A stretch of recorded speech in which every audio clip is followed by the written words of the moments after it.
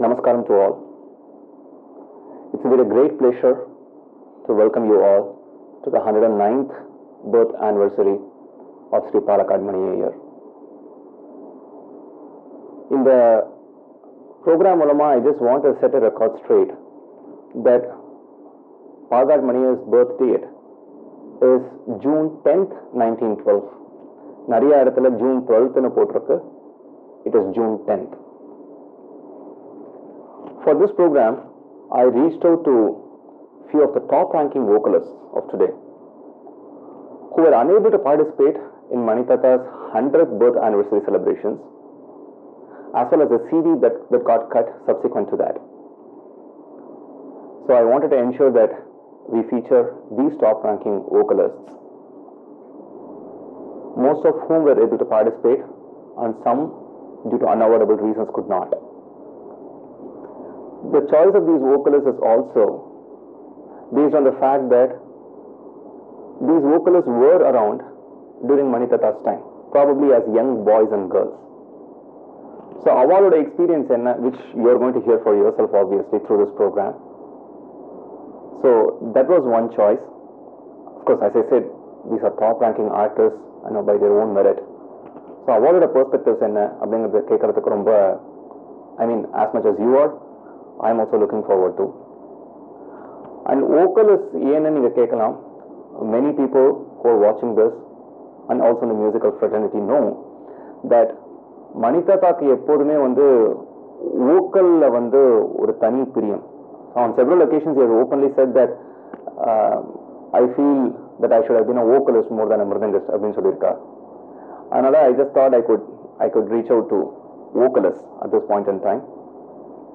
And I am so glad that இப்போ பேச ஒத்துண்ட ஒவ்வொருத்தரும் முழு மனசோட ரொம்ப சந்தோஷமா ரொம்ப என்கரேஜிங்கா சப்போர்ட்டிவா they wished the best for this program, and they said that despite their time constraints and the various things that they are into in these times, அதெல்லாத்தையும் பொருட்படுத்தாம இதுக்கு டைம் allocate பண்ணி they have spent. So I am extremely grateful to them, and I am extremely looking forward to this program as well, as much as you guys do. And let's start this program with a Varnam, and then you will know the sequence. So I am pretty sure that the next 75 minutes to 90 minutes is going to be extremely interesting and informative. Namaskaram.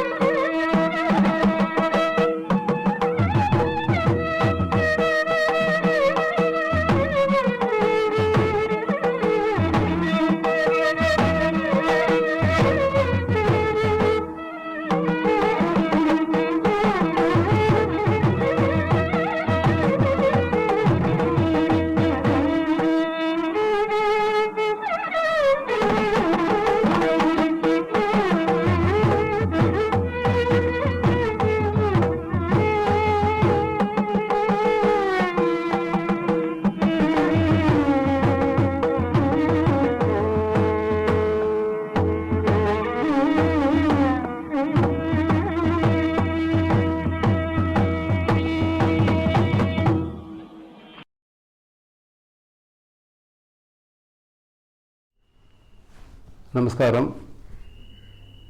ஒரு 9 வயசு இருக்கும் எனக்கு. அப்போது நெய்வேலி சங்கீத சபாவில் சேலம் செல்லமையங்கார் பாட்டு, Thiruparkadal Veeraraghavan sir violin, Palghat Mani Iyer sir mridangam. நான் கொஞ்சம் லோக்கலில் சின்ன சின்ன கச்சேரிகள்லாம் பண்ணுவேங்கிறதுனால ஒரு ப்ரிஃபரன்ஸ் கொடுத்து என்னை முன்னாடி உட்காந்து வச்சா. அப்போ மேடை ரொம்ப ரைஸ்டாக இல்லை, ஆடியன்ஸ்லாம் தரையில் உட்காந்துருந்தோம். நான் மணியர் வாழ்க்கையோட அவரோட லேப்புக்கு பக்கத்தில் உட்காந்துருந்தேன், மிருதங்கத்துக்கு கிட்டக்க. கச்சேரி ஆரம்பித்தது. அருமையான பாடல்கள். முதல்ல மணியரை பார்க்கும்போது ரொம்ப சீரியஸாக இருந்தார். நான் ஃபஸ்ட்டு பார்த்தது ரொம்ப சீரியஸான ஒருத்தர் போல இருக்குது அப்படின்னு நினச்சிட்டு இருந்தேன். அப்புறம் அந்த பாட்டுலாம் ஆரம்பித்தோடனே அந்த வலந்தலையில் சாப்பு, தொப்பியில் இருக்கிற குழம்பெல்லாம் கேட்டோடனே, ஆஹா, இவரை விட ஸ்வீட்டஸ்ட் பர்சன் உலகத்தில் இருக்க முடியாது போல இருக்கே அப்படிங்கிற ஒரு இம்ப்ரெஷன் சின்ன பையனாக எனக்கு என் மனசில் விழுந்தது. அந்த கச்சேரி நடந்துகிட்டே இருக்கும்போது ஆவர்த்தன கட்டம் வந்தது. அது வரைக்கும் நான் தாளம் போட்டு கேட்டுட்டு இருந்தேன், யாரும் அப்ஜெக்ட் பண்ணல. ஆவர்த்தனம் ஆரம்பித்தோடனே ஒரு 2-3 ஆவர்த்தம் முடிஞ்சோடனே மணியர்வாள் இப்படின்னார். நல்ல வேளை என்னை ஆசீர்வாதம் பண்ணுறாருன்னு நான் நினச்சிக்காம தாளத்தை போடுறதை நிறுத்து அப்படின்னு சொல்கிறார் அப்படிங்கிறத புரிஞ்சுட்டு நிறுத்தினேன். அதில் எனக்கு என்ன பெரிய பாடம் கிடைச்சதுன்னா, அந்த பாட்டுலாம் கீர்த்தனங்கள் நடந்துட்டு இருந்தபோது நான் போட்டுட்டு இருந்த தாளம் வேறு, ஆவர்த்தனத்துக்கு போடும்போது இன்னும் ரொம்ப விஷயம் தெரிஞ்சு போடணுங்கிற பாடம் எனக்கு கிடைச்சது அன்றைக்கி. அது ஒரு அனுபவம்.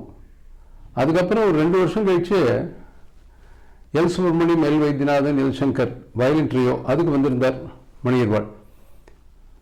அப்போ வெறிபோனி வரணும் ஆரம்பித்தா. அவள் எப்பயுமே ஒரு 6 டெம்போ வாசிப்பா இல்லையா. அதில் அந்த நல்லா ஞாபகம் இருக்குது, அந்த 6th லெவல் டெம்போ வந்தபோது அவர் கை விரல்களே என்னால் பார்க்க முடியல, காணும். அவ்வளோ ஃபாஸ்ட்டாக அதோட ஈடு கொடுத்து வாசித்தார். அது ஒரு மறக்க முடியாத அனுபவம்.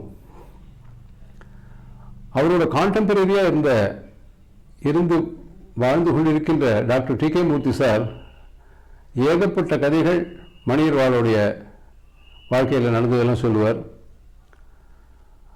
மூர்த்தி சாருக்கு ஒரு ஃபெலிசிட்டேஷன் நடந்தபோது மணியர்வாள் பேசினாராம், நாங்கள்லாம் ஆடியன்ஸுக்கு பிடிச்ச மாதிரி சில இதெல்லாம் மாற்றி வாசிப்போம், ஆனால் மூர்த்தி வாசிக்கும்போது அப்படியே அப்பழுக்கு இல்லாத சுத்தமாக இருக்கும், நீங்கள் எல்லாரும் அதை கேட்கணும் அப்படின்னாராம். அதை சொல்லி சொல்லி பெருமைப்பட்டுப்பார். யாருக்குப்பா அந்த மனசு வரும் அப்படின்னுவார். அதே மாதிரி கஞ்சிரா பி. நாகராஜன் சார் எனக்கு அநேகம் கச்சேரி வாசிச்சிருக்கார். அவர் பால்காடு மணியிட்டு மிருதங்கம் கத்துட்டார் குருகுல வாசம் பண்ணி. அப்போ ஒரு நாளைக்கு ஒரு பெரிய வித்வான் வந்திருந்தார் ஆவாத்துக்கு. அந்த சிஷ்யாலாம் வேஷ்டி மேல் துண்டு போட்டுருக்கணும் ஆற்றுல குருகுல வாசம் டயத்தில். அந்த வித்வான் வந்ததை பார்த்த உடனே இவர் கொஞ்சம் யோஜனை பண்ணி உள்ளே போயிட்டாராம். அவர் வந்துட்டு போனோடனே மணியர்வாள் நாகராஜன் சார்கிட்ட கேட்டாராம், ஏன்பா பெரிய வித்வான்கள்லாம் வரும்போது சம்பாஷணைகள்லாம் நடக்கும்போது நீ கேட்க வேண்டாமான்னாராம். இல்லை, நான் மேல் துண்டு போட்டுட்டு வேஷம் கட்டிட்டு அப்படி இருந்தேன் அப்படின்னாராம். அதான் கொஞ்சம் லஜ்ஜியாக இருந்ததுன்னாராம். அதுக்கு என்னப்பா, அந்த துண்டை எடுத்து இடுப்பில் கட்டிட்டு நமஸ்காரம் பண்ணுறதுக்கு ரெடியாக இருக்க வேண்டியதுதானாராம். ஸோ எப்படி நம்முடைய ஒரு வினய சம்பத்து, அந்த மாதிரியான சூக்ஷ்மமான விஷயங்களெல்லாம் அந்த மிருதங்க வித்தையோடு இதையும் சேர்த்து அவர் பால்காடு மணியை சொல்லிக் கொடுத்துருக்காருங்கிறதெல்லாம் பார்த்தா ரொம்ப பெருமைப்பாக இருக்கும். அதே மாதிரி அவரோட சிஷ்யாலாம் கமலாக்கர் ராவ் சார், தஞ்சாவூர் ராமதாஸ், இவர்களெல்லாம் ரொம்ப நெருங்கி பழகியிருக்கேன். பால்காடு ரகு சார், முன்னாள் ஸ்ரீராம சார்லாம் அநேகம் கச்சேரி எனக்கு வாசித்து ஆசீர்வாதம் பண்ணியிருக்கா. அவள்லாம் மணியர்வாளை பற்றி சொல்லி கேட்கணும். அந்த மாதிரி எங்கள் குருநாதர் மணிக்கணக்கில் பேசுவார். பால்காடு மணியர்னாலே அவருக்கு அப்படி ஒரு அன்பும் மரியாதையும். முருகபூபதி சார் அவர் பேரே சொல்ல மாட்டார், பாலக்காட்டு ஐயா அவர்கள் அப்படி தான் சொல்லுவாங்க அப்படின்ட்டு எங்கள் குருநாதர் சொல்லி கேட்கும்போது ரொம்ப உருக்கமாக இருக்கும், நிகழ்ச்சியாக இருக்கும். தஞ்சாவூர் சங்கரையர்வாள் ஒரு தூரம் பாலக்காடு மணியரை பார்த்தபோது, அப்போ அவர் திருவையாறில் செக்ரட்டரியாக இருந்தார் மணியர்வாள். இந்த ஜெகதானந்தகா ஜெகத அப்படின்னு ஆரம்பிக்கிற மாதிரி ஜெக ஏன்னா ஜெக கக அப்படித்தானே வரணும். அது எதுக்கு அரை எடுத்து தள்ளி பாடுறா, நீங்கள் மாற்றினா தேவையில்லையேன்னாரான். அப்போ மணிர்வாள் சொன்னாரா, இப்படி தான் இருக்கணும், அது ஒரிஜினலா அப்படின்னாராம். அந்த ஒத்துக்கிற தன்மை. ஆனால் அவரால் அதை மாற்ற முடியல, அந்த பாடாந்தரம் அப்படியே அரை தள்ளி தான் வருது. அது மாதிரி மொழியூர் ராமூர்த்தியர்னு இருந்தார். அவர் பஜனை ஃபீல்டில் ஒரு 50 வருஷம் கொடி கட்டி பறந்தார். அவர் ஒரு தடவை சொன்னார், ஒரு கிராமத்தில் ராதா கல்யாணம் நடந்துட்டுருக்கு, அது முடிஞ்சப்புறம் யாரோ பெரியவா கச்சேரி, பால்கார் மணியர் மிருதங்கம். அவர் எங்கே தங்கியிருக்காரோ அந்த ஜாகையில் வாசலில் ஒரு ஈசி சேர் போட்டுன்னு உட்காந்துருந்தாராம். மொழியூர் ராமூர்த்தியர் பஜனை வாசிச்சுட்டு வந்துட்டுருக்காராம். வரும்போது பால்கார் மணியர் பார்த்தாராம். ஓ, நீர் தான் இவ்வளோ நேரம் வாசிச்சதா, அமோகமாக இருப்பீர் அப்படின்னாராம். அந்த வாசிப்பு அவ்வளோ நல்லா இருந்ததுங்கிறத அவர் ஆமோதிச்சதை கேட்டுட்டு மொழியூர் ராமூர்த்தியர் என்கிட்ட சொன்னார், அதாவது ஒரு செடியில் எவ்வளவுனாலும் இலை இருக்கலாம், ஆனால் சூரியன் பட்டாதான் அது புஷ்பிக்கும். அது மாதிரி பால்காடு மணியர் போன்ற மகான்களுடைய வார்த்தை, அவருடைய ஆசீர்வாதம் நமக்கு கிடைச்சாதான் நம்ம வாசிப்பு பரிமளிக்கும்னார். அப்படின்னா எப்பேற்பட்ட ஒரு மரியாதையும் இந்த மகத்துவத்தையும் அவர் அடைந்திருக்கிறார் என்று நான் தெரிந்து கொண்டேன். தஞ்சாவூர் ராமதாஸ் அவர்கள் வீட்டில் ஒரு 15 மிருதங்களுக்கு குறையாமல் அப்படி இருக்கும். அப்படியே எப்படி இருக்கும்னாக்கா எல்லாத்தையும் பட்டு போல காப்பாற்றுவார். எல்லாமே கச்சேரிக்கு ரெடியாக இருக்கும். அவர் மணியர்வாளை மாஸ்டர் தான் சொல்லுவார். எங்கள் மாஸ்டர் எப்படி வச்சுப்பார் தெரியுமா வாத்தியத்தெல்லாம் அப்படின்னு அனவரதமாக அவரே நினச்சிட்டு இருப்பார். ஸோ நாங்கள் பால்கார் மணியரோட வாழலையே தவிர, ஏன்னா அவர் நான் சென்னைக்கு 80ல் வந்தேன், அவர் 81லேயே காலமாயிட்டார். இல்லைன்னா நிச்சயமாக நான் எல்லா வித்வான்கள்ட்டையும் பழகிற மாதிரி அவாத்துக்கும் போயிருப்பேன், அவருக்கு நமஸ்காரம் பண்ணியிருப்பேன், அவரோட பழகக்கூடிய பாக்கியங்கள் கிடைச்சிருக்கும். இருந்தாலும் அதெல்லாம் நான் மிஸ் பண்ணல. ஏன்னாக்கா கமலாகர் ராவ் சார்லாம் குருவை பற்றி மணிக்கணக்கில் பேசுவார். எங்களோட கச்சேரிக்கெல்லாம் போகும்போது அது கண்ணிலே ஜலம் வந்துடும். அவருடைய குரு பக்தியை பார்த்து பால்காடு மணியர் எவ்வளோ பிரியமாக இருந்தார் சிஷ்யாட்டெல்லாம் அப்படிங்கிறதையும் பார்த்து, இதெல்லாம் பார்க்கும்போது சங்கீதத்தை ஒரு நாத வித்தியை உபாசனை பண்ணி கலியுக நந்தின்னு ஒரு பேர் வாங்கின மணியர்வாளை பற்றி பேசுறது, நினைக்கிறது. அவருடைய கச்சேரிகள் எல்லாம் இப்போ ஒரு ரெக்கார்டிங்கில் இருக்குது. பெரிய சூப்பர் குவாலிட்டி ரெக்கார்டிங்னு சொல்ல முடியாது. ஆனால் ஒரு சாப்போ ஒரு தொப்பியோ கேட்டோம்னா இது மணியர்வாள் தான் உடனே சொல்லிடலாம். அப்படின்னா அந்த நாத சித்தி அவருக்கு கிடைச்சிருக்கு. அனவரதும் அதையே நினைச்சுட்டு இருந்து அந்த சங்கீதத்துக்காக தன்னையே அர்ப்பணிச்சுட்ட அந்த மகா மேதை இன்றைக்கும் யாராவது ஒரு மிருதங்கத்தில் நான் எப்படி வாசிச்சிட்டேன் பத்தியா அப்படிங்கிற மாதிரி யாராவது சொன்னால் நீ என்ன பாலக்காடு மணியர்னு உனக்கு நினைப்போ அப்படின்னுவா. அப்படின்னா அவருடைய name has become synonymous with mridangam. அந்த அவருடைய பிறந்த நாளை ஒட்டி அவருக்காக ஒரு பாராட்டு செய்வது நம்முடைய ராம்பிரசாத் அவர்களுக்கு மிகவும் ஸ்ரேயஸ். நம்ம எல்லோருக்குமே நல்லது. அது பெரியவர்களை நினைக்க நினைக்க நம்முடைய வித்தை வளரும், வாழ்வு செழிக்கும். நமஸ்காரம்.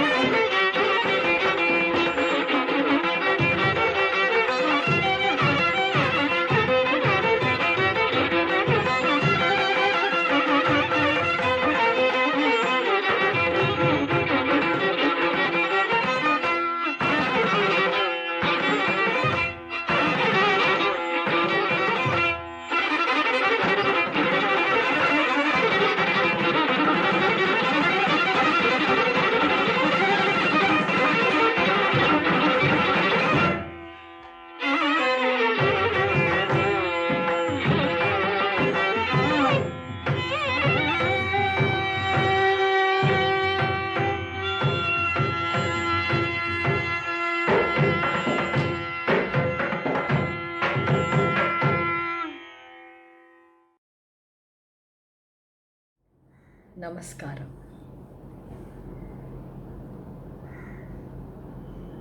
மகாமேதை, மகா வித்வான் திரு பாலக்காடு மணி ஐயர் அவரை பத்தி பேசணும் அப்படின்னாலே நாம அவரை பத்தி என்ன பேச முடியும்? How to do justice to what he was அப்படிங்கிற எண்ணம் தான் முதல்ல மனசுல மேலோங்கி நிற்கிறது.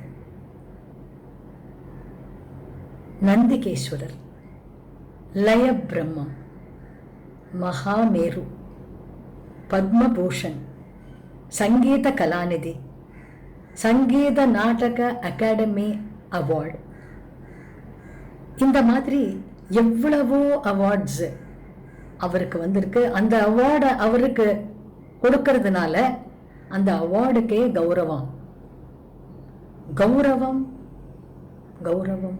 அதுதான் அவருடைய வாழ்க்கையினுடைய பை வேர்ட் வாஸ். அந்த கௌரவத்தை மெயின்டைன் பண்ணினார். அப்படி அவர் அதை விட்டே கொடுக்கல.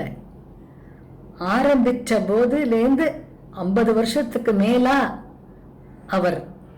அவருடைய நாதம், மிருதங்க நாதம் உலகமெங்கும் ஒலிச்சிருக்கு.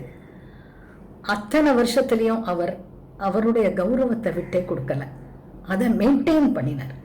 எந்த ஒரு விஷயமும் ஆரம்பிச்சுடலாம், கஷ்டம்தான் இருந்தாலும் ஆரம்பிச்சுடலாம். முடியறது ரொம்ப வேகமா முடிஞ்சிடும். ஆனா மெயின்டைன் பண்றது இருக்கு இல்லையா, அந்த மெயின்டைன் பண்றது ரொம்ப கஷ்டம். அந்த மெயின்டெனன்ஸ் தான் சேலஞ்ச் ஆஃப் லைஃப். அதை அவர் அப்படி he set an example for everybody and he gave all of himself to his music, to his mridangam, to his layam. Just surrendered himself and dedicated himself to it. That is amazing when we recollect about his life. மணி ஐயர் கச்சேரிக்கு வரார், வாசிக்க போறார் அப்படின்னாலே அந்த atmosphere ஒரு ஜிவ்வுன்னு களை கட்டிடுமா. எல்லாரும் அப்படியே வெயிட் பண்ணிட்டு இருப்பா, எப்படாப்பா அவர் வரப்போறாரு அப்படின்னு. அவர் வந்தா அப்படியே அவர் பின்னாடி ரசிகள்லாம் அப்படியே கூட வருவாளாம். இன் ஆன்டிசிபேஷன் அவர் எப்படி ஆரம்பிக்க போறார், கச்சேரி எப்படி வாசிக்க போறார் அப்படின்னு அப்படியே பார்த்துட்டு இருப்பாளாம் அவரை. அந்த கரிஸ்மா, அந்த அந்த மியூசிக்கினுடைய பவர் அவ்வளோ கரிஸ்மா. கச்சேரி ஆரம்பிச்சாச்சுன்னா வர்ணம்னா அதுக்கு ஒரு மாதிரி வாசிப்பார். ஒரு பஞ்சரத்னம் பாடினா அதுக்கு வாசிக்கிறதே வேற மாதிரி இருக்கும். ஒரு துரிதகால கீர்த்தனை சின்னதா பாடினா அதுக்கு விறுவிறுன்னு அதுக்கு வேற மாதிரி வாசிப்பார். மத்தியம கால கீர்த்தனைக்கு பேட்டர்னே தனி. சௌக்க கால கீர்த்தனை, நிரவல், ஒன்னொன்னுத்துக்கும் ஒரு மாதிரி வாசிப்பார். அவர் ப்ரெடிக்டே பண்ண முடியாது எப்படி வாசிக்க போறாரு, இன்னைக்கு எப்படி கச்சேரியை கொண்டு போறார் தெரியாது. பல்லவி கேட்கவே வேண்டாம், 8 பல்லவி 4 பல்லவி எதுவா இருந்தாலும் அவருக்கு அதெல்லாம் ஒன்றும் கஷ்டமே கிடையாது. அவர் அப்படியே ஒரு ரவுண்டு 2 ரவுண்டு 1.5 ரவுண்டு கூட இருக்காது. அந்த மெயின் ஆர்டிஸ்ட் பாடுறதுக்குள்ள அவர் அது என்னன்னு புரிஞ்சு விடுவார். அப்புறம் அவர் தான் அதுல அவருடைய பல்லவி ஆயிடும் அது. அப்புறம் அதை அப்படியே அவர் வாசிச்சு ஜனங்கள் எல்லாரையும் அப்படியே மெய்மறக்க செஞ்சுடுவார். ஏன்னா அவருக்கு சங்கீதத்துல உள்ள அறிவாற்றல், ஞானம் ரொம்ப ஹை லெவல். அதனால அவருக்கு இன்ட்யூட்டிவா எதை எப்படி செஞ்சா ஜனங்களை போய் ஈர்க்கும் அப்படிங்கிறது அவருக்கு ரொம்ப தெரிஞ்சு வச்சிருந்தார். அவருடைய வார்த்தைகள்லயே ஒரு முறை சொல்லியிருக்காரு, இந்த மாதிரி கச்சேரிக்கு வரவா தெரிஞ்சவா தெரியாதவா, புரிஞ்சவா புரியாதவா, பெரியவா சின்னவா, எப்பேற்பட்ட ஜனங்களா இருந்தாலும் பலதரப்பட்ட பேர் அந்த கச்சேரிக்கு வரும்போது எல்லாரையும் அவளுடைய மனசு கவலைகளையோ ப்ராப்ளம்ஸையோ வாழ்க்கையை பற்றின விசாரங்களையோ எல்லாமே அவள் மறந்து மகிழ்ச்சியோட அந்த 2.5-3-4 மணி நேரம் கச்சேரி நடக்கிற வரைக்கும் அவள் சந்தோஷமாக இருக்கணும், சந்தோஷமாக ஆற்றுக்கு போகணும். அதுதான் நான் எப்போதும் நினைப்பேன் அப்படின்னு அவரே சொல்லியிருக்கார். அந்த மாதிரி நம்ம நினைக்கிறோம் ஒருவர் பெரிய வித்வான், what would he care about who is sitting in the last row, அவ எப்படி ரசிக்கிறான்னு அவருக்கு என்ன, இப்போ would he care about it அப்படின்னு நம்ம நினைக்கலாம். But that was not true. He was very cognizant of every listener who came to the concert, and he wanted to satisfy and make them happy, each one of them. அதுதான் அவருடைய greatest hallmark. கச்சேரி அப்படின்னு சொன்னாலே எல்லாரும் இந்த multi star cast movies வரும் இல்லையா, அந்த மாதிரி யாரோட யார் காம்பினேஷன். இன்னைக்கு மணி ஐயர்னா மணி ஐயர், மதுரை மணி ஐயர் அண்ட் லால்குடி சாரா, அல்லது பாலக்காடு மணி ஐயர் ஜிஎன் சார் லால்குடி சாரா, அல்லது பாலக்காடு மணி ஐயர் செம்மங்குடி ஸ்ரீனிவாஸ் ஐயர் அண்ட் டிஎன் கிருஷ்ணன் சாரா, அல்லது பாலக்காடு மணி ஐயர் வித் ஆலத்தூர் பிரதர்ஸா. இதுதான் முதல் கேள்வி. அதாவது அந்த காம்பினேஷன், அந்த வைப்ரேஷன், அந்த ஸ்பான்டேனிட்டி ஈச் காம்பினேஷன்ல எப்படி வரும் அப்படிங்கிறத அவ்வளோ எக்ஸைட்டடா எல்லாரும் ரசிப்பா, அனுபவிப்பா. அது ஒரு பெரிய விஷயம். கச்சேரி நடந்துட்டு இருக்கும், மெயின் ஆர்டிஸ்ட் ஓஹோன்னு பாடி சுரங்கள்லாம் நிறவெல்லாம் அப்படி பண்ணி மணி ஐயரும் ஓஹோன்னு வாசிச்சு அப்படி மழை பெஞ்சாப்புல ஆடியன்ஸ் ஹான்னு ரசிச்சு கரகோஷம் எழுப்பி அப்படியே ஹாலே குல்லுன்னு ஆயிருக்குமா. அப்புறம் வயலின் வித்வான் வாசிக்க ஆரம்பிக்கணும். அவளுடைய வால்யூம் சன்னமான வாத்தியம் தானே.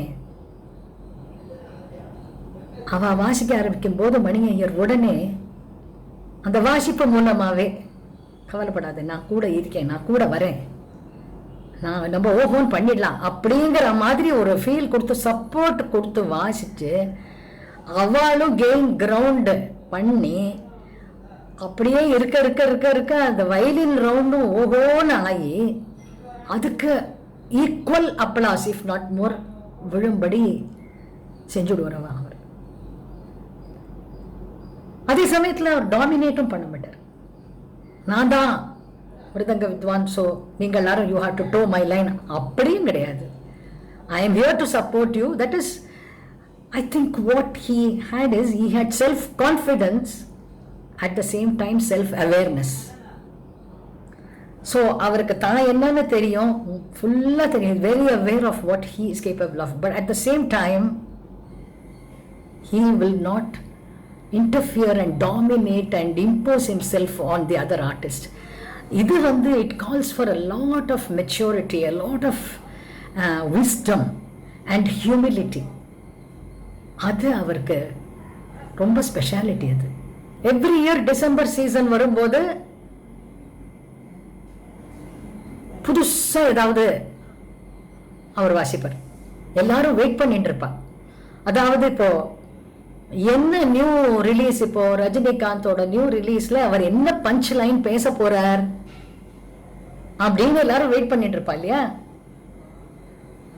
அல்லது தீபாவளிக்கு இந்த தடவை என்ன மாதிரி டிசைன்ஸ் போட போறா புடவை கடையில அப்படின்னு வெயிட் பண்ணுவா இல்லையா. அந்த மாதிரி மணி ஐயர் என்ன புதுசா வாசிக்க போறார் இந்த சீசன் அப்படின்னு எல்லாரும் வெயிட் பண்ணிட்டு இருப்பாள். அது வாசிச்ச உடனே அவர் எல்லாரும் அதை ஆஹா ஓஹோ ரொம்ப நன்னா இருக்கே அப்படின்னுட்டு அவ இது பண்ணிட்டு வித் டைம் அது மத்தவா கையில போயிடும். அவள் எல்லாரும் வாசிக்க ஆரம்பிப்பா. அழகா அவருக்கு அவருடைய லெகசியை கீப் அப் பண்ணுவா. அதுக்குள்ள அடுத்த சீசன் வரதுக்குள்ள Mani Iyer will come up with something even more brilliant. So he kept on innovating. I am reminded of a story about sir Isaac Newton, the great scientist, the Isaac Newton. அவர் ஒரு முறை கடற்கரையில் நடந்துட்டு இருந்த போது ஒரு சின்ன கூழாங்கல், ஒரு 4 கல்லை பார்த்தாரா. he saw a few pebbles by the seaside. அவருக்கு என்ன ஹியூமிலிட்டி பாருங்க. அவர் அந்த பெபிள்ஸை கையில் எடுத்து அப்படி பார்த்துட்டு அந்த கடலை ஒரு பார்வை பார்த்துட்டு he said to himself, what is my knowledge? It is just these pebbles compared to the knowledge of God, which is like the ocean. அப்படின்னு உட்காந்து அப்படியே he used to marvel at nature, and he was very aware that கற்றது கைமண் அளவு கல்லாதது உலக அளவுன்னு. மணி ஐயரை பார்க்கும்போது the same mindset. See, all great people have the same mindset. மணி ஐயருக்கும் அதே ஹியூமிலிட்டி, அதே சரண்டர். அவர் எப்போதும் ஈஸ்வரனை நினைச்சுதான் வாசிப்பார். அவர் சொல்லுவார், தபஸ், திஸ் இஸ் அ தபஸ். அண்ட் இதுல படிப்பை விட அதாவது ஒரு புது விஷயம் கத்துக்கிறத விட அந்த கத்துண்ட விஷயத்தை திரும்ப திரும்ப திரும்ப திரும்ப ஒரு தபஸ் மாதிரி வாசிக்கும் போது செய்யும் போதுதான் அதுல ஈஸ்வர தரிசனம் கிடைக்கிறது அப்படின்பர். அந்த அளவுக்கு he was so aware of the fact that the ultimate surrender is to the greater being. அந்த அளவுக்கு அவர் ஹியூமிலிட்டியோட இருந்தார். and his reverence for his predecessors is legendary. நம்ம அவரை நந்திகேஸ்வரர்னு சொல்றோம். அவர் யார நந்திகேஸ்வரர்னு சொல்லுவார்னா நாராயண சுவாமி அப்பாவை சொல்லுவார். நாராயண சுவாமி அப்பா வாசிக்கும் போது அப்படியே ஒரு தர்சனம் இருக்கும் அப்படின்னு மணி ஐயர் சொல்வார். ஸோ எப்போ வாசித்தாலும் அவருடைய குரு தஞ்சாவூர் வைத்தியநாதரை நினைக்காம அவர் வாசித்ததே இல்லை. அவருடைய ப்ரீடிசஸர்ஸ் நாராயண சுவாமி அப்பா அண்ட் அதர் கிரேட் லய வித்வான்ஸ் லைக் மான்முண்டியா பிள்ளை, பக்கிரியா பிள்ளை, அவள் எல்லாரையும் அவர் சொல்லிகிட்டே இருப்பார். ஹிஸ் ஓன் கண்டெம்பரரி தட்சிணாமூர்த்தி பிள்ளை, அவர் மேலேயும் அவர் ரொம்ப மரியாதை வச்சிருந்தார். பாலக்காடு மணி ஐயருக்கு எதை வாசிக்கணும், எப்ப வாசிக்கணும், எப்படி வாசிக்கணும், அது ரொம்ப இன்ட்யூட்டிவா அவருக்கு தெரியும். அண்ட் எப்போ வாசிக்க கூடாது அப்படின்னும் அவருக்கு தெரியும். அந்த சைலன்ஸை மெயின்டைன் பண்ணி த காம் பிஃபோர் த ஸ்டார்ம்ங்கிற மாதிரி ஒரு சைலன்ஸ் ஒன்று வரும். அப்புறம் when he prays, it is just bliss. In fact, ஒரு கிருதிக்கு வாசிச்சு அதை இன்னைக்கு இந்த கிருதியை ஒரு மெமரபிளா நம்ம பண்ணணும்ட்டு அவர் ஒரு மூட்ல வந்துட்டாருன்னா அப்படியே ஒரு லெவலா அந்த கோபுரம் கட்டி கட்டி கட்டி கட்டி லெவலா அந்த கோபுரத்தை கட்டி அதுக்கு சிகரம் வச்சு எல்லாரும் இனிமே பல நாட்களுக்கு பல மாதங்களுக்கு அன்னி கச்சேரி அந்த கிருதியை பத்தி பேசிட்டு இருக்கணும்ங்கிற மாதிரி பண்ணிடுவார் தன்னுடைய லயத்தினுடைய ஒரு விநியாசத்தினால. I am very happy to have been invited to pay homage to such a great artist and personality. Thank you.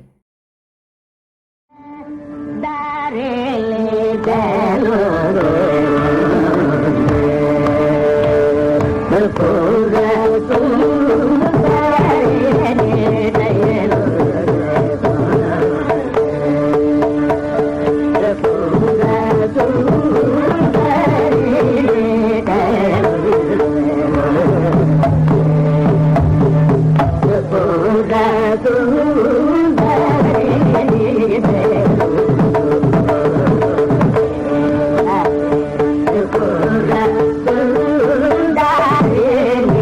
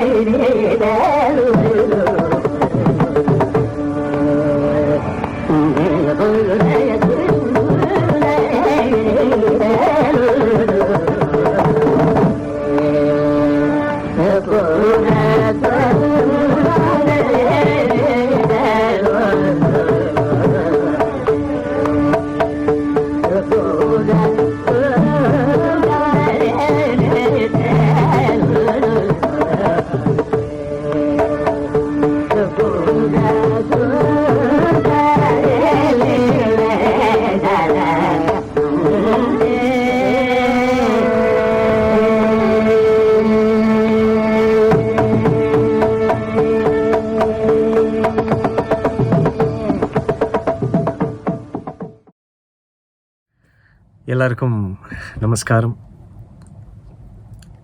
மிருதங்க மாமேதை ஸ்ரீ பாலக்காடு மணியையர்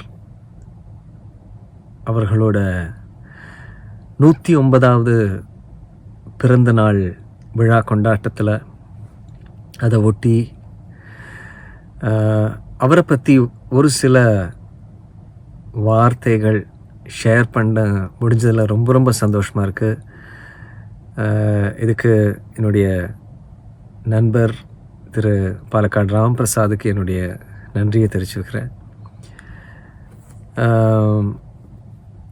மணியையர் வாழ், பாலக்காடு மணியையர் வாழ்னால எனக்கு வந்து என்னுடைய சொந்த ஊர் தான் முதல்ல ஞாபகம் வரும். ஏன்னா அஃப்கோர்ஸ் அதில் எனக்கு ஒரு கிடைக்கிற ஒரு சின்ன ஒரு சந்தோஷம். ஏன்னா இவ்வளோ பெரிய வித்வான்கள், சச் கிரேட் ஆர்டிஸ்ட் இருந்த ஊரில் வந்து நானும் actually although I was not born in Palakkad, because I was born in Chennai. But என்னோடய அம்மாவோட சொந்த ஊர், அவங்க பிறந்து வளர்ந்தது வந்து பாலக்காடு. ஸோ அதனால் ஐ ஆம் அ நேட்டிவ் பாலக்காடு. ஸோ அதுதான் எனக்கு முதல்ல அந்த ஒரு பெருமை ஒன்று எப்பவுமே இருக்குது. ஸோ மணியையர் வாழ்வோட first thing that comes to my memory, என்னுடைய இன்ட்ரொடக்ஷன் வந்து என்னோடய தாத்தா தான். பாலக்காடில் அவர் வந்து he was a leading advocate, and he was also very active in the Palakkad Fine Arts and was a president of the Fine Arts for many years. So நான் வந்து எல்லா summer வெக்கேஷனுக்கும் நான் பாலக்காடு இப்போ போய் 2 மாதம் இருப்போம் அங்கே. ஸோ அப்போ தான் எனக்கு மணியையர் வாழை பற்றி எனக்கு ஒரு இன்ட்ரடக்ஷன் கிடச்சிது தாத்தா கிட்டே இருந்து. ஏன்னா எப்போவுமே தாத்தா நிறைய கச்சேரிக்கு போவார். அவர் தான் since he was very involved with the Palakkad fine arts வந்து ஆல்மோஸ்ட் எவ்ரி அதர் டே அங்கே நிறைய கச்சேரிகள் நடக்கும். ஏன்னா கல்பாத்தி தேர் இருக்கும், அப்புறம் தாரைக்காடில் அந்த கிராமத்தில் நிறைய கோயில்கள் அதில் கச்சேரி இருக்கும், அப்புறம் Palakkad fine arts, music college எல்லாமே. அதனால் அவர் எப்போவுமே சொல்லுவார் வந்து, இன்றைக்கி மணியையர் வாழ் கச்சேரி வாசிக்கிறார், வரியா நீ? நான் வந்து அந்த டைமில் ரொம்ப சின்ன பையன். ஸோ எனக்கு வந்து அப்போல்லாம் கிரிக்கெட் தான் ரொம்ப பிடிக்கும். ஸோ நான் இல்லை தாத்தா நான் வரலான்னு சொல்லிவிடுவேன். ஆனால் இப்போது ஞாபகம் இருக்குது தட் ஒன்ஸ் ஆர் ட்வைஸ் அவர் வந்து என்னை அழைச்சிட்டு போயிருக்கார் மணியையர் வாழோட கச்சேரிக்கு. But I don't remember any thing. But I just know that he took me for one concert. That's all I actually remember about attending one of his kacheris, although I don't remember who the main artist was and all that. So that is, ஏன்னா நான் வந்து ரொம்ப லேட்டாக தான் கர்நாடக இசையை கேட்க ஆரம்பித்தேன். நான் நிறைய லைட் மியூசிக் தான் பாடிட்டு இருந்தேன் சின்ன வயசில், நிறைய அதான் கேட்டுட்டு இருந்தேன். But later only I started listening to Carnatic music and then I got really involved. ஆனால் by then of course மணியர்வாள் வந்து அவர் he had already stopped playing and அவ்வளோ கச்சேரி கேட்கறதுக்கான வாய்ப்பு எனக்கு கிடைக்கவே இல்லை அவரோட கச்சேரிகள். பட் ஆனால் நிறைய கான்சர்ட்ஸ் வந்து கேட்டிருக்கேன். That's on cassettes. அப்போல்லாம் கெசட்ஸ் இருந்தது, கெசட்ஸ், அப்புறம் CDs, of course now MP3 and YouTube and அதெல்லாம் நிறைய அஃப்கோர்ஸ் கேட்டிருக்கோம். ஏன்னா இப்போ நான் வந்து ஒரு வோக்கலிஸ்ட். இப்போ ஜென்ரலி நம்ம ஒரு கச்சேரி கேட்கும்போது நம்ம என்ன ஒரு ஆஸ் அ வோக்கலிஸ்ட் நம்ம அந்த என்ன எதிர்பார்ப்போம்னா, முதல்ல ஆர்டிஸ்ட் வந்து அந்த இப்போது suppose you take a great நம்ம பெரிய வித்வான்கள் நம்ம எடுத்தோம்னா, இப்போ செம்மங்குடி மாமா, இல்லை இப்போ மதுரமணி ஐயர், ஜிஎன் சார், இந்த மாதிரி எடுத்தோன்னா நம்ம முதல்ல அவங்க என்ன பாடியிருக்காங்க, அந்த இப்போ ராக ஆலாபனை எப்படி பண்ணியிருக்காங்க, நிரவல் எப்படி பண்ணியிருக்காங்க, ஸ்வரம் எப்படி பண்ணியிருக்காங்க, அதுதான் முதல்ல as a natural vocalist that is what comes to your mind and you first go and listen to those things. And அப்புறம் தான் தனியாவர்த்தனம் and then மிருதங்கம், பக்கவாத்தியம், அந்த இதெல்லாம் நெக்ஸ்ட்டு தான் நம்மளுக்கு மைண்டுக்கு வரும். அப்படி பார்க்கும்போது very few mridangists catch your attention. அதாவது நம்ம ஒரு பாட்டை கேட்க ஆரம்பித்தோடனே நம்ம யார் அக்கம்பனிஸ் அதெல்லாம் பார்க்குறதுக்கு முன்னாடி we just start listening to the concert. But very few artists வந்து catch your attention. அதில் வந்து மணியர்வாள் வந்து he was the king. The moment you listen to a concert, you know that this is மணியர்வாள் playing the mridangam. So அந்த ஒரு stamp, அந்த ஒரு ஏன்னா அந்த ஒரு வெயிட், அந்த கையில் இருக்கிற அந்த ஒரு சைடில் அந்த தொப்பியில் இருக்கிற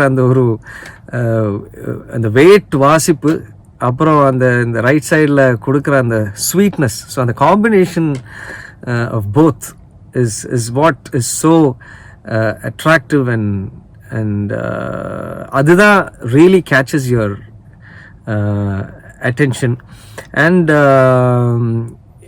நிறைய விஷயங்கள் வந்து அஃப்கோர்ஸ் எல்லாருக்கும் தெரியும், அதை பற்றி இப்போ நான் சொல்லணும்னு இல்லை. But few things that I also noticed. ஏன்னா அவர் வந்து வாசிக்கிறச்ச அந்த நாதம் வந்து அவ்வளோ ஒரு ஸ்வீட்டாக இருக்கும்.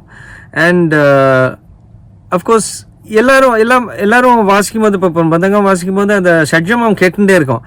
ஆனால் மணியர்வாள் was one person. Of course, I don't know if there are other mridangas also, but he was one person.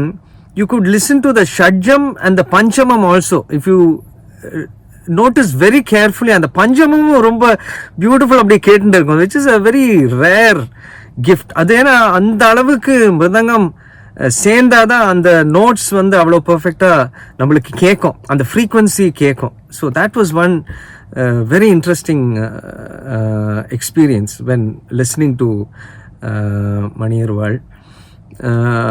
அப்புறம்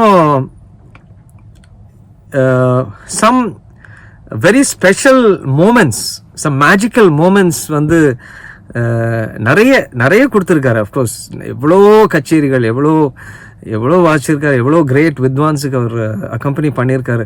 அப்போது அதெல்லாம் கேட்கும்போது நிஜமாவே புல்லரிக்கும். Especially in one instance Semmangudi மாமாவோட ஒரு கச்சேரியில் வந்து கேத்தன கீர்த்தனை வந்து பாடும்போது அந்த பல்லவி முடிச்சுட்டு, யூஸ்வலாக பல்லவி முடிச்சுட்டு அந்த தீர்மானம் முடிச்சுட்டு யூஸ்வலாக வோக்கலிஸ்ட் வந்து இப்போ அனுபல்லவி ஆரம்பிச்சுடுவாங்க. அந்த ஆரம்பிக்கிற நேரத்தில் மிருதங்கிஸ்டும் சேர்ந்து அப்படி ஆரம்பிச்சுடுவாங்க. ஆனால் இந்த ஒரு இன்ஸ்டன்ஸில் மணியர்வாள் வந்து he's just silent. He doesn't start. He just goes completely silent for few ஆவர்த்தனம்ஸ். And then he comes with ferns. அப்படி வந்து அந்த அனுபல்லவி முடிகிற வரைக்கும் அந்த ஃபர்ன்ஸ் கண்டினியூஸாக வாசிச்சுட்டு வர. And then till the anupallavi ends and the pallavi starts, he continues with that ferns. And when that அந்த பல்லவி அப்புறம் ஆரம்பிச்சு அந்த ஒரு தீர்மானம் முடிக்கும் போது கிடைக்கிற ஒரு எஃபெக்ட் இருக்கு இல்லையா, இப்போ அதை சொல்லும் போதே அது எனக்கு புல்லரிக்கிறது. So those magical moments, I mean that's why we call them legends. I mean, they're all legends. So அந்த மாதிரி பல ஃபென்டாஸ்டிக் மூமெண்ட்ஸ் அண்ட் எவ்வளோ கிரேட், எவ்வளோ வண்டர்ஃபுல் மூமெண்ட்ஸ் அவங்க கொடுத்துருக்காங்க நம்மளுக்காக. அவங்களெல்லாம் எவ்வளோ நமஸ்காரம் பண்ணாலும் போதாது. And thank you Ram for giving me this opportunity to just share a few thoughts. Of course I have அவரை பற்றி பேசுறதுக்கான தகுதியெல்லாம் எனக்கு கிடையாது. பட் இருந்தாலும் இந்த ஒரு சில விஷயங்கள் வந்து என்னால் ஷேர் பண்ண முடிஞ்சதில் ரொம்ப சந்தோஷமாக இருக்குது. And you're doing a great job Ram, and I'm so happy to be a part of this 109th birthday celebrations of Maniyarwal. Thank you so much.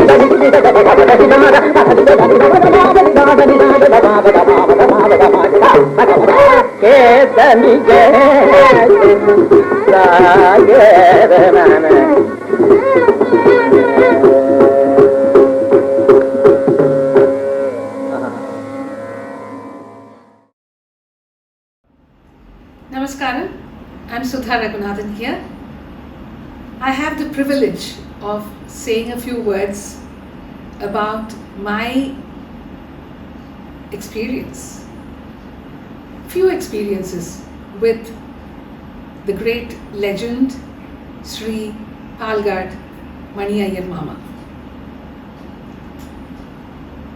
The first time, the very first time that I met him is still etched in my mind.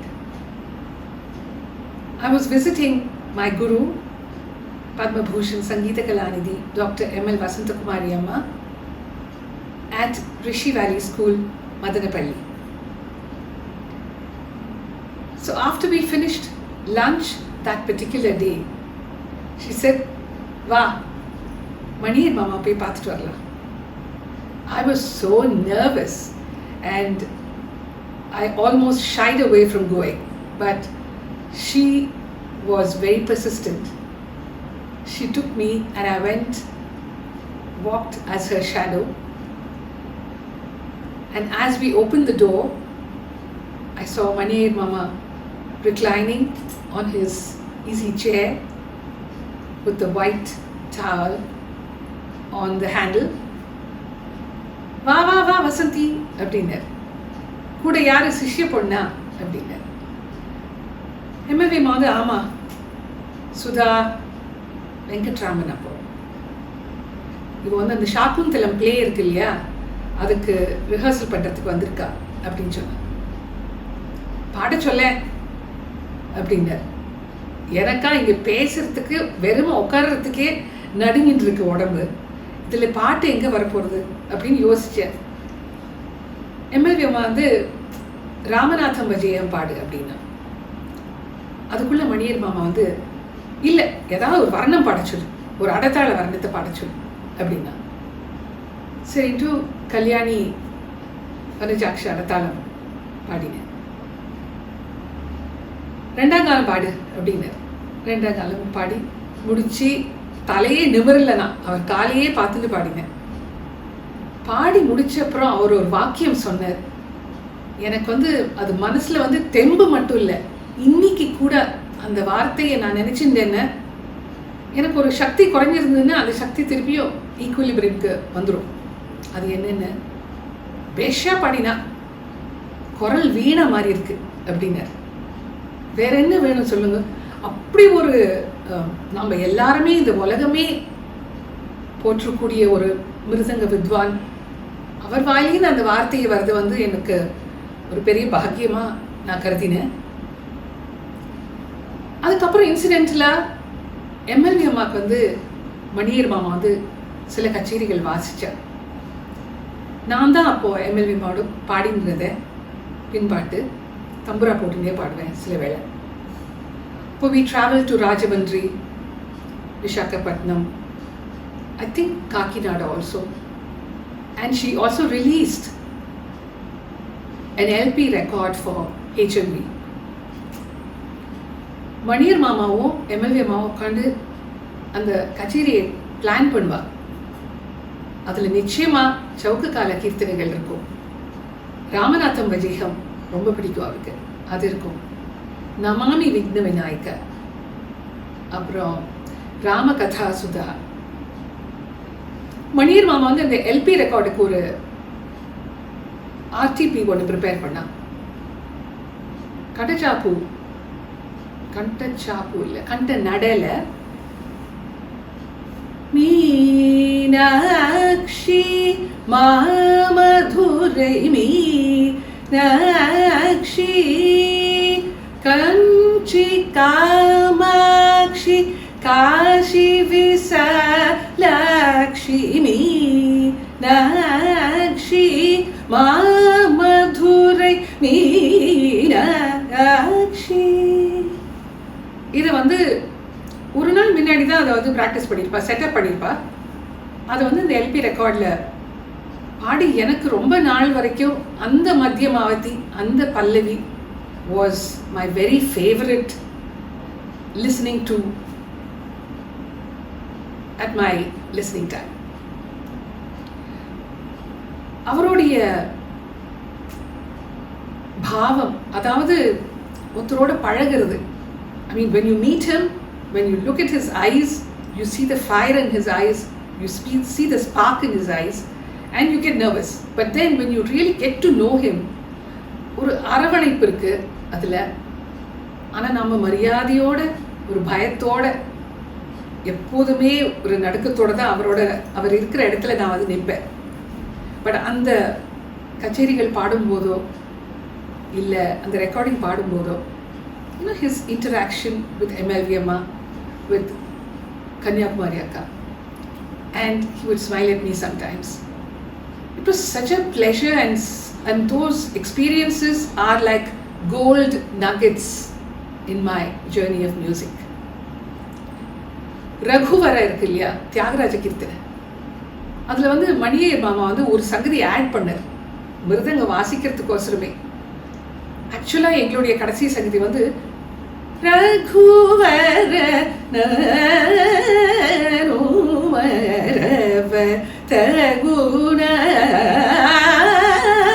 Rama, இதுதான் வந்து last சங்கதி எங்களுக்கு. மணியர் மாமா வந்து ஒரு சங்கதி add பண்ணார்.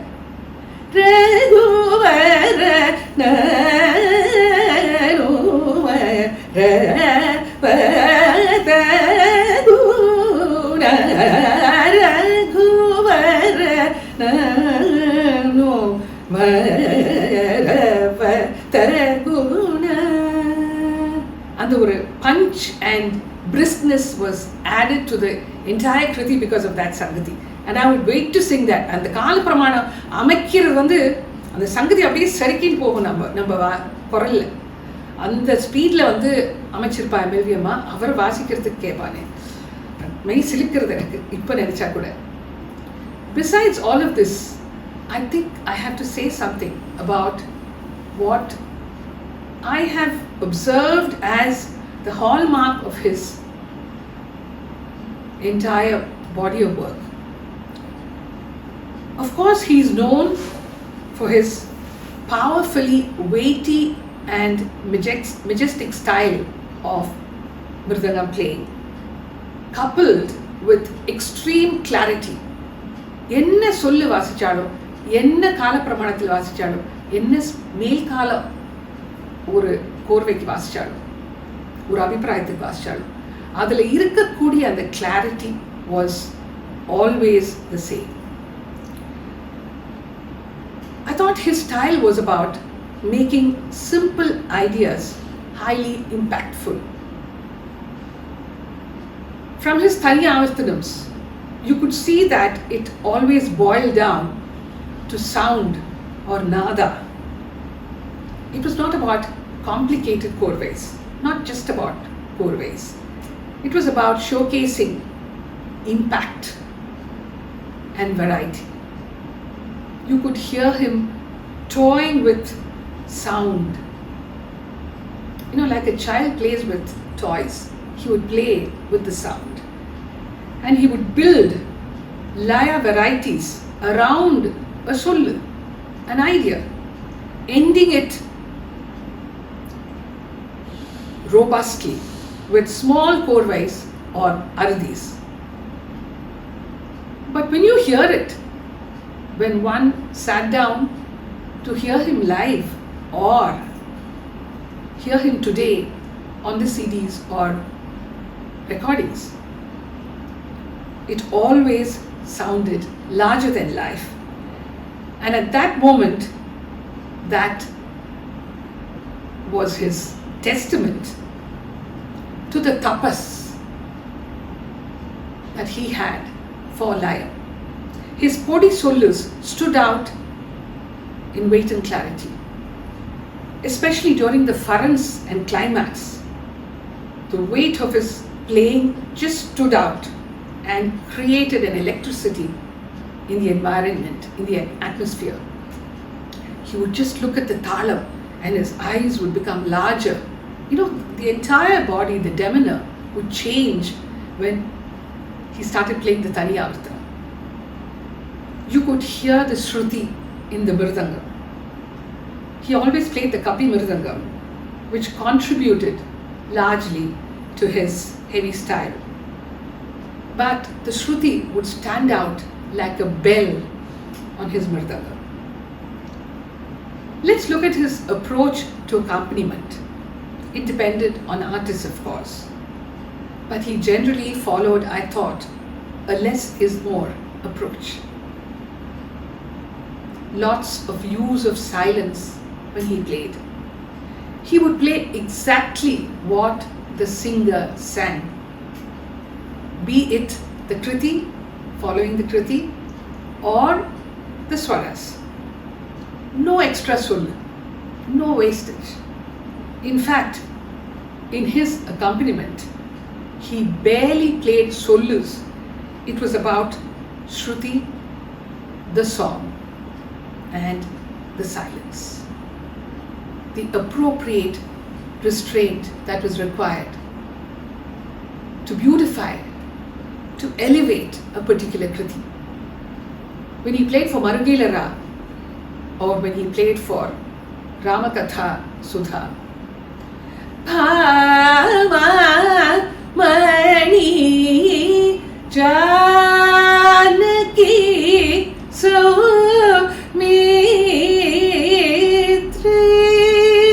Bhama அப்படின்னு அந்த மித்ரி பாமா அந்த லிங்க் இருக்கு இல்லையா, அப்படியே அந்த மிருதங்கத்தில் வந்து அவர் வாசிச்சு காமிப்பார்.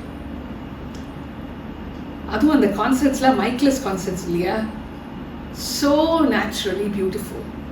It was like if you closed your eyes, it would be like water flowing. You know, the fluidity, music just flowed.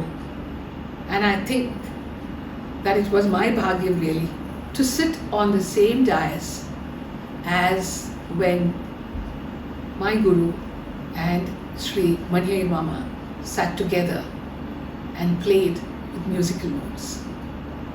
Namaskar.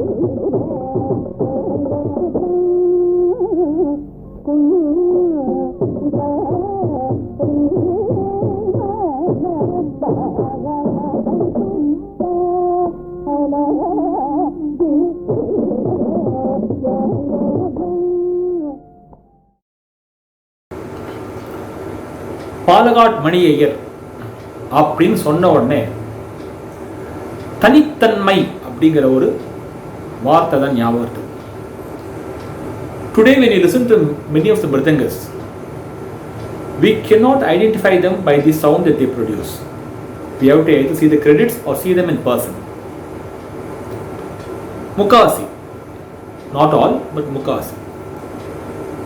But certain mridangas we can identify by their strokes, the way they play for the songs, the chapu, the arachapu. There are many things which are very distinctive. Palagat Maniyar was one of the persons, one of the greatest musicians who would make us think who this mridangist is. You listen to a concert when somebody is singing, the minute he puts the chapu or the arachapu, immediately a thought process will start working. Who's the mridangist? அப்படி ஒரு ஆகர்ஷணம். And that is why he stood out. Many people have that akarshanam, but he had it in a very, very large measure. And that is why he had such a big fan following. And people who admire him even today for what he played. They used to say that he never played anything that is irrelevant. Quite true. And that is because of his deep music sense. அந்த பாட்டை வந்து அனுபவிச்சு கூடயே வந்துடுவார். I am not very sure whether he developed the pattern of playing for the music and for the songs. I am not very sure about that. But he held it very high in his career. பாட்டுக்கும் வாசிப்பார், பாட்டு ஒத்தாப்புல வாசிப்பார், எதிர்நடை போட்டு வாசிப்பார், எல்லாமே பொருத்தமா இருக்கும். All the recordings that I have heard of his, I have never come across a concert இன்னைக்கு ஒரு சுமாராக தான் வாசிச்சார், or he didn't give out his best அப்படின்னு ஒரு கச்சேரி கிடையாது. Any vocalist, any instrument, any concert that he chooses to play, he has given 100%. And think of a person who has lived for around 69 to 70 years and played for around 55 or 60 years. And to have delivered more than his best in every concert is something very stupendous. It's a mark of a genius. And remember, those days they were never separate mics for Mridangam. கல்யாண கச்சேரியில் கூட தனியாக கிடையாது மிருதங்கத்துக்கு mic.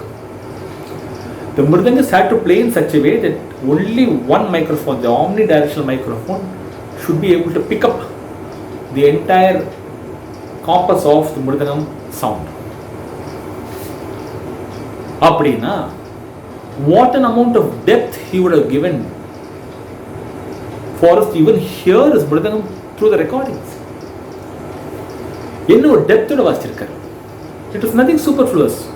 இன்னைக்கு if you see பல மிருதங்கஸ் or almost all the mridangas, they have two microphones. Justifiable. Nothing wrong in that.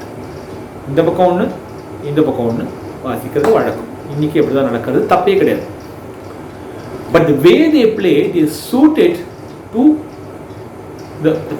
to be well heard through the mics. So their concentration in this is on minimum effort and maximum output.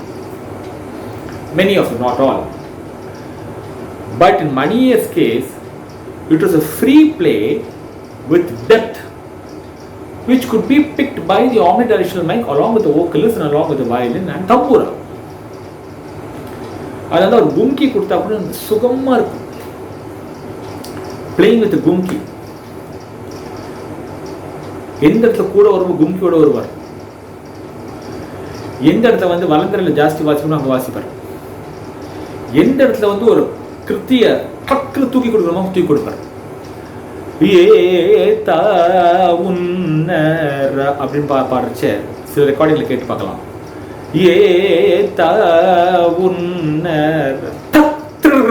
அப்படிம்பார். It make us sit up. What's happening? And துக்கடால வாசிக்கிறச்சு ஜாஸ்தி வாசிப்பட்டார். In fact துக்கடால சில ரெக்கார்டிங்ஸ்லாம் வந்து he is accompanied, but he has just left Tukadas to take care of itself. But still occasions he has done it. In one occasion he did it. I heard from Sri D.K. Jayaraman, my guru.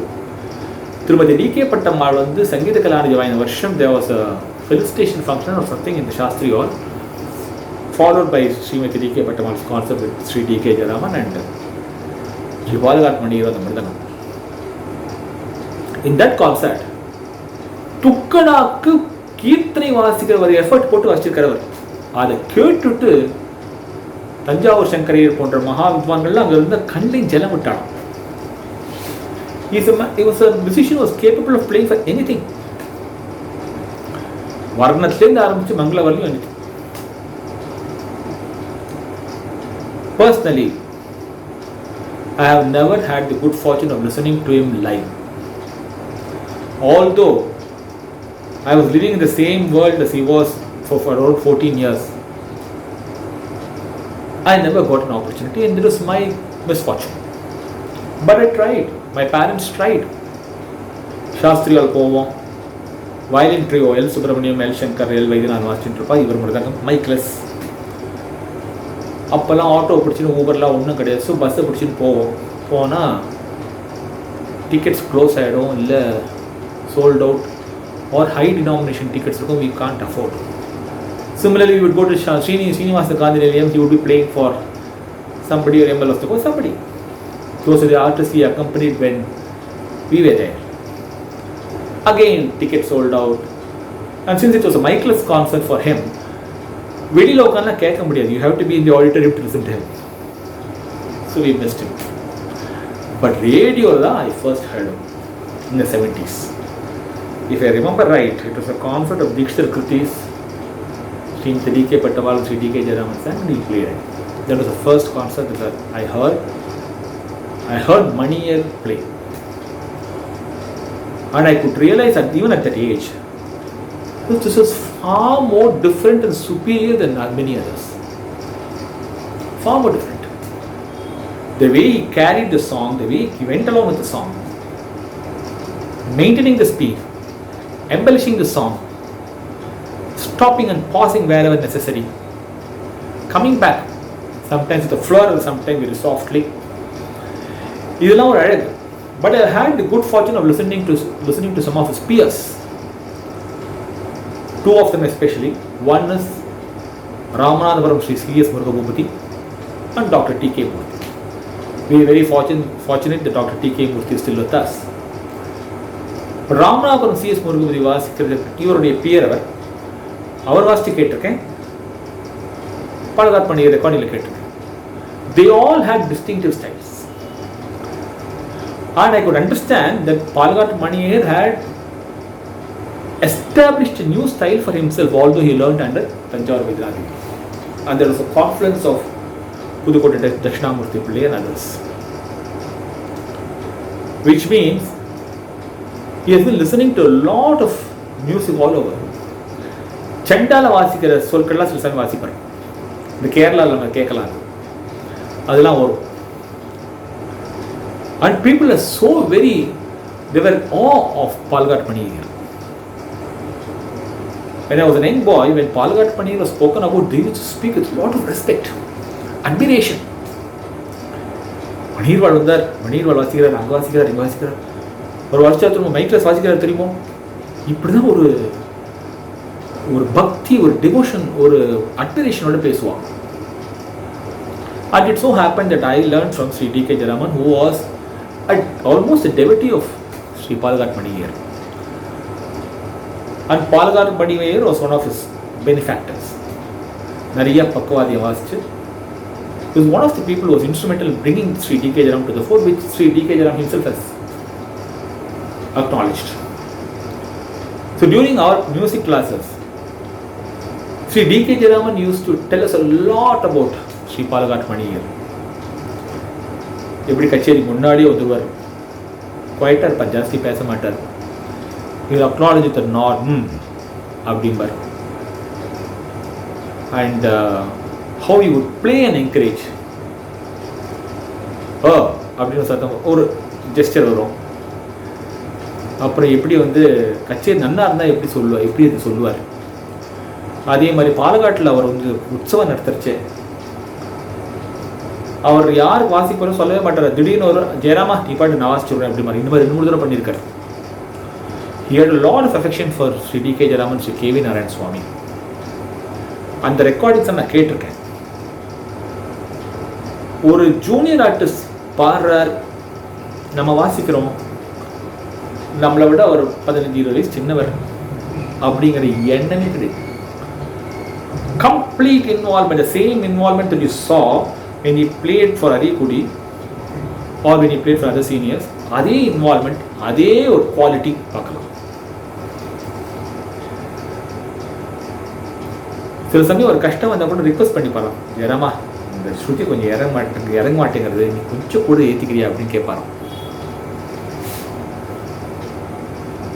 அந்த மாதிரி ஒரு பிரியம் and care he had for young people. அவர் எப்படி பேசுவார், ஒரு தடவை கட்சி வாசிக்க முடியல அப்படின்னா டக்குன்னு ஒரு ஆட்டோவோ கார் எடுத்து வந்து ஆற்றுக்கு இப்படி சொல்லிட்டு போனார், டக்குன்னு மாற்று ஏற்பாடு பண்ணிட்டு போனார். பல சம்பவங்கள். கேரளாவில் கட்சியை ஏற்பாடு பண்ணுவார். ஏதோ ஒரு ரேட் வச்சுக்கோங்களேன், 5,000, 10,000, 5,000. அப்போ என்ன பண்ணுவாலாம், எல்லாம் கலெக்ஷன் பண்ணி அந்த கலெக்ஷனை அப்படியே கொடுத்துருவாங்க. So sometimes there's an occasion when in Kerala concert Srimati D.K. Pattammal or Sri Palaghat Maniyar, they were paid 5,000 or 10,000 in coins, 10 பைசா 5 பைசா. இவர் சத்தம் போடுவாராம். அதே மாதிரி கேரளாவில் கோவில் கட்சியில் கூட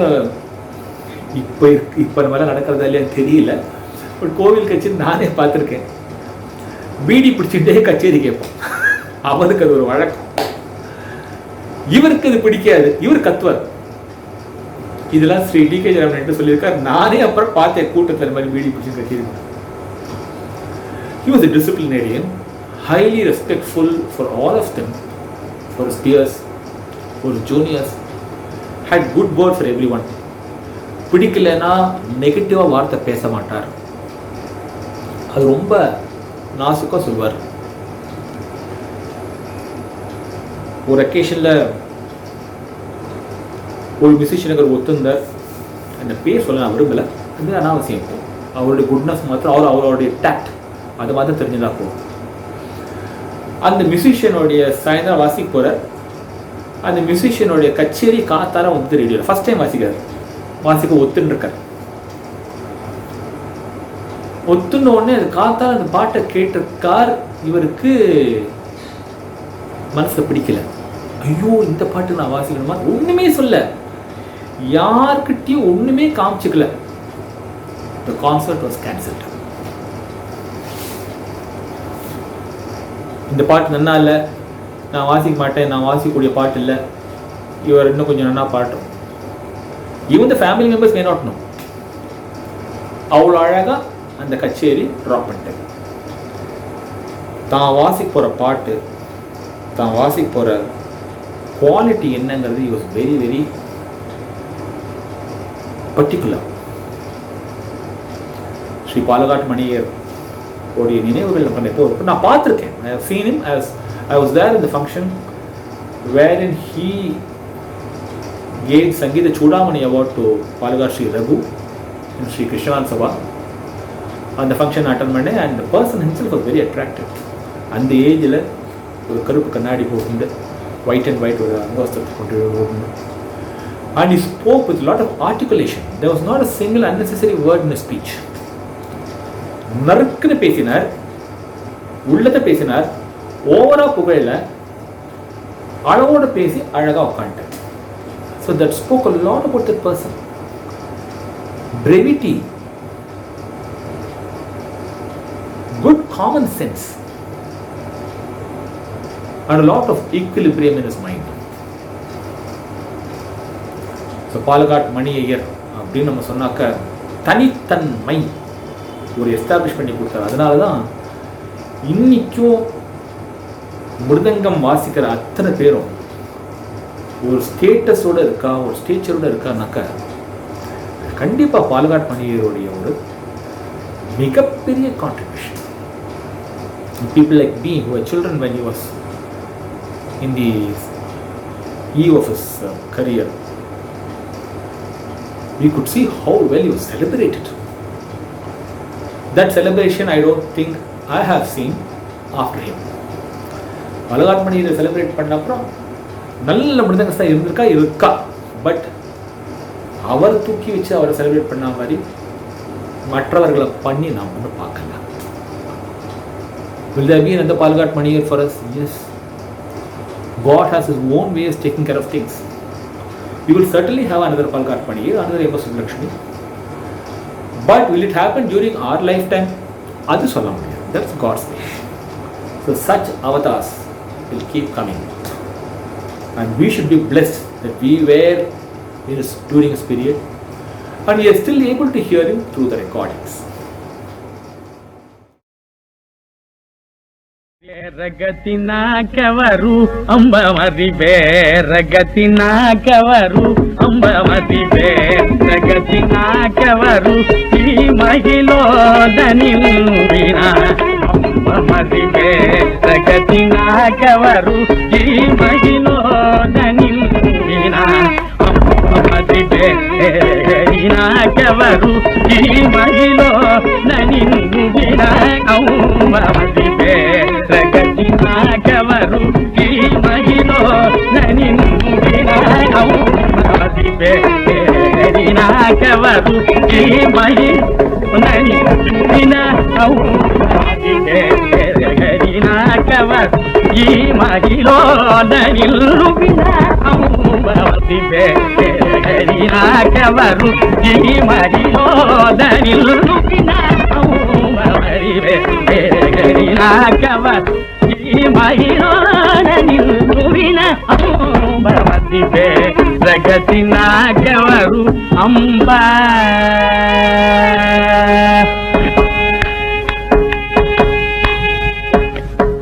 ಕರಿರಾಜುನಿ ಕರುಣಿಂದಿ ಬ್ರೋಚಿನ ಕರಿರಾಜುನಿ ಕರುಣಿಂದಿ ಬ್ರೋಚಿನ ಕರಿರಾಜುನಿ ಕರುಣಿಂದಿ ಬ್ರೋಚಿನ ಕರಿರಾಜುನಿ ಕರುಣಿಂದಿ ಬ್ರೋಚಿನ ಕರಿರಾಜುನಿ ಕರುಣಿಂದಿ ಬ್ರೋಚಿನ ಕರುಣಾನಿಧಿ ಸೋದರಿಗಾದ ಕರುಣಾನಿಧಿ ಸೋದರಿಗಾದ ಕರುಣಾನಿಧಿ ಸೋದರಿಗ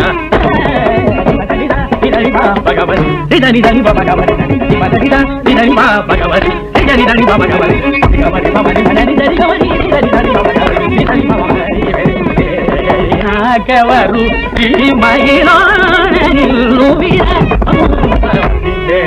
ರಗತಿನಾಕವರು ಅಂಬ ದುರಿತ ಪಗರಣೆ ಪವದರಣೆ ದುರಿತ ಪಗರಣೆ ಪವದರಣೆ ಹರಿವಾಗಿ ಶಾದಿ ವಿನುತ ಚರಣೆ ಹರಿವಾಗಿ ಶಾದಿ ವಿನುತ ಚರಣೆ ಪರಿಕೀರ್ತಿತ ನವಶಕ್ಯವರಣೆ ಪರಿಕೀರ್ತಿತ ಶಕ್ಯವರಣೆ ಪರಿಕೀರಿದ ನವಶಕ್ಯವರಣೆ ಪರಿಕೀರಿದ ನವಶಕ್ಯವರಣೆ ನವಶಕ್ಯವರಣೆ ಗಿರಿದಲ್ವ ಆನಂದ ಪರಣೆ ಗಿರಿದಲ್ವ ನಿಧನಿಧ ನಿಧನಿ ಬಾ ಭಗವತಿ ನಿಧನಿ ಧನಿ ಭಗವತಿ ನಿಧನಿಧ ನಿಧನಿ ಬಾ ಭಗವತಿ ನಿಧನಿ ಧನಿ ಭಗವತಿ ನಿಧನಿ ಗಮನಿ ಭವನಿ ಮದನಿ ಧನಿ ಗಮನಿ ನಿಧನಿ ಧನಿ ಭಗವತಿ ನಿಧನಿ ಭವತಿ ನಾಕವರು ಈ ಮಹಿಳೋನಿಲ್ಲುವಿನ ರಗತಿನಾಕವರು ಅಂಬ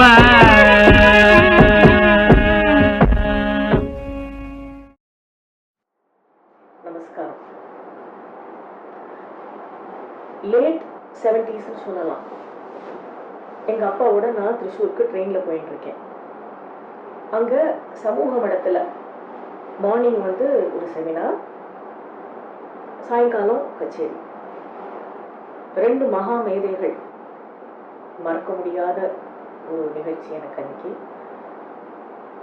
மார்னிங் செமினாரில் வந்து இவ பேசுகிறா, சாயந்தரம் இவாளோட கச்சேரி. ஒன்று என்னுடைய குரு டாக்டர் ராமநாதன், இன்னொருத்தர் மிருதங்க மாமேதை, மகாமகா வித்வான், மிருதங்க நந்தின்னு சொல்லலாம். அப்படிப்பட்ட திரு பால்காட் மணியர் அவர்கள். காத்தால அந்த செமினார்ல டாக்ஸ் இருந்தது. அப்போ திரு பால்காட் மணியர் பேசுறார்.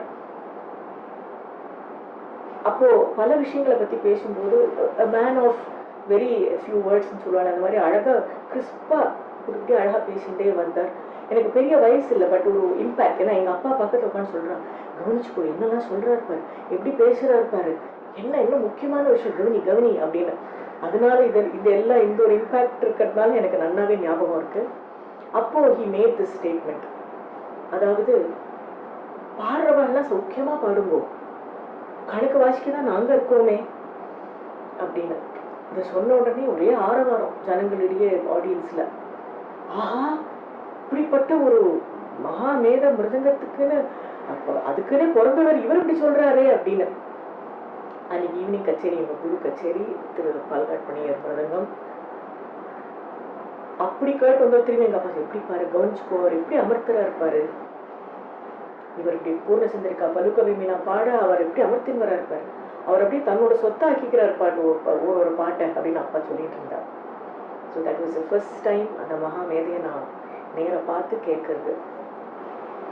அதுக்கப்புறம் ரசிகப்பிரியா எர்ணாகுளத்தில் இருக்கிற சபாவில் அடிக்கடி கச்சேரி கேட்கறது உண்டு. அப்போது நிறைய தடவை அதுக்கு முன்னாடி திரும்பதி டி.கே. பட்டமயில் கச்சேரி அங்கே எர்ணாகுளத்துலேயும் சுற்று வட்டாரத்தில் கொச்சி ஏரியாவில் கேட்டாலும் அன்றைக்கி ரொம்ப ஸ்பெஷல் கச்சேரி. ஏன்னா அன்றைக்கி திரு பால்காட் மணியர் வாசிக்கிறார். அதுக்கப்புறம் திரு எம்.எல். வசந்தகுமாரி அவ கச்சேரிக்கும் அதே இடத்துல பால்காட் மணியர் வாசிச்சார். அன்றைக்கி என்ன இதுன்னா, யூஸ்வலாக நடக்கிற மேடையில் உட்காராமல் முதல்ல எல்லாரும் உட்காண்டா அந்த இடத்துல உட்காந்து பண்ணோடனே அவருக்கு மைக் வேண்டாம் அப்படிங்கிறதுனால கேட்கல சட்டுன்னு. அப்போ என்ன பண்ணினான்னா அந்த ஸ்டேஜெல்லாம் மாற்றி அப்புறமா சைடில் போட்டு இப்போ கேட்குறதா அப்படின்னு அவர் கேட்டு ஃபுல் கச்சேரி அந்த மாதிரி ஒரு டிஃப்ரெண்ட் பொசிஷனில் வச்சு இன்னைக்கு கச்சேரி நடந்தது. மறக்கவே மாட்டேன் அதெல்லாம். அதுக்கப்புறம் அப்பா கேட்பானே.